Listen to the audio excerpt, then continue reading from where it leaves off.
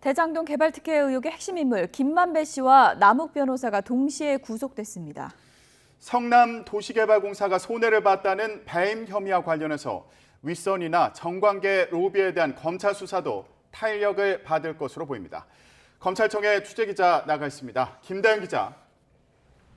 네, 서울중앙지방검찰청입니다. 네, 김만배 씨 두 번의 영장 청구 끝에 결국 구속됐군요.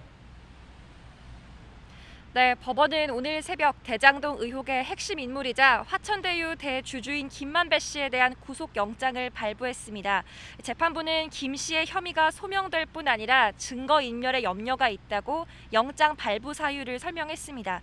또 미국에서 입국하자마자 체포된 뒤 석방 상태로 조사를 받았던 천화동인 4호 실소유주 남욱 변호사 역시 같은 이유로 구속을 피하지 못했습니다.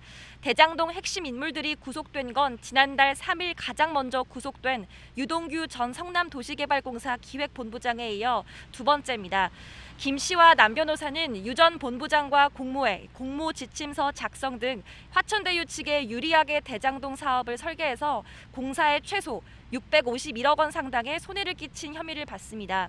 김 씨는 이 과정에서 유 전 본부장에게 700억을 주기로 약속하고 실제로 회사 돈을 빼돌려 뇌물 5억 원을 준 혐의도 받습니다.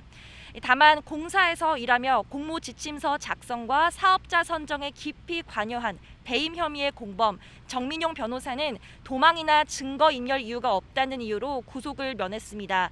사업 실무 담당자로 남 변호사에게서 35억 원대 뇌물을 받은 혐의도 적용됐던 정 변호사의 영장이 기각된 건 법원이 검찰의 배임 혐의 입증에 상당 부분 힘을 실어준 거라는 해석이 나옵니다.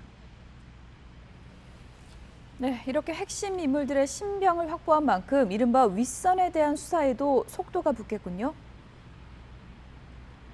네, 앞서 검찰은 김만배 씨의 1차 구속영장 기각과 남욱 변호사 석방, 유동규 전 본부장에 대한 반쪽 기소 등 부실 수사 논란으로 비판을 받아왔습니다.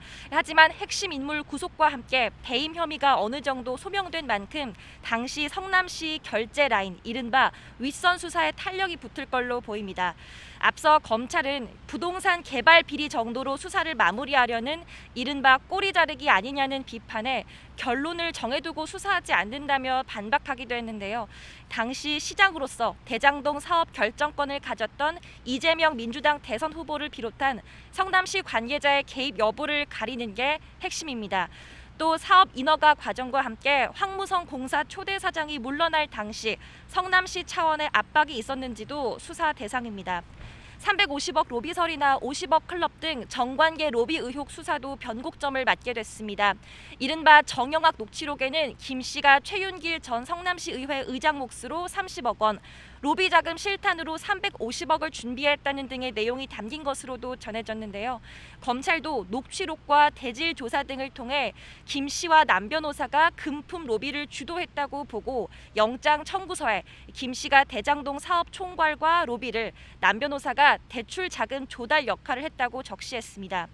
광범위한 로비 의혹과 함께 이번 영장에서 빠졌던 곽상도 의원 아들 퇴직금 50억 원의 성격과 박영수 전 특별검사, 권순일 전 대법관 등 호화 전관 고문단의 역할을 규명하는 것도 남은 수사의 핵심 과제입니다. 지금까지 서울중앙지검에서 YTN 김나연입니다.